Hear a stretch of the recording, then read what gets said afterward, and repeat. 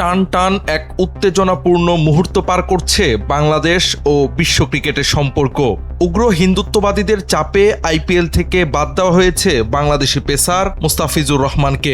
এরপরই ক্রিকেট দুনিয়ায় শুরু হয়েছে শোরগোল। বাংলাদেশ সাফ জানিয়েছে আসন্ন টি-20 বিশ্বকাপে ভারতে খেলতে যাবে না বাংলাদেশ। ম্যাচের ভেন্যু ভারত বাদে অন্য কোথাও আয়োজনের দাবি জানিয়েছে বিসিবি। তবে এবার পাল্টা শক্ত অবস্থান ব্যক্ত করল আইসিসি। সাফ জানিয়েছে বিশ্বকাপ খেলতে হলে ভারতেই যেতে হবে বাংলাদেশকে। ক্রিকেট বিষয়ক ওয়েবসাইট ইউএসপিএন ক্রিকইনফো প্রকাশ করেছে এমনই এক তথ্য।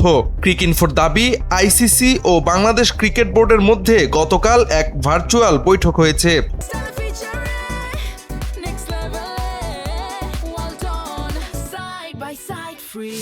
ওই ভার্চুয়াল বৈঠকে আইসিসি স্পষ্ট করে বিসিবিকে জানিয়ে দিয়েছে বাংলাদেশের ম্যাচগুলো ভারত থেকে অন্য কোথাও সরিয়ে নেওয়ার অনুরোধ তাদের পক্ষে রাখা সম্ভব নয়।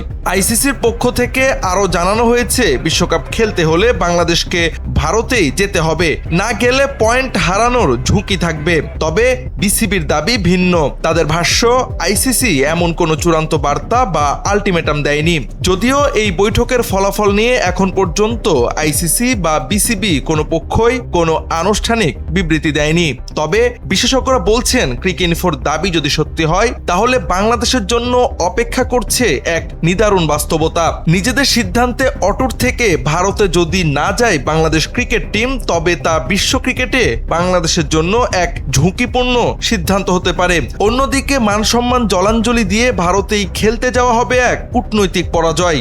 এমন অবস্থায় কি করবে বিসিবি ও বাংলাদেশ সরকার, তাই এখন দেখার বিষয়।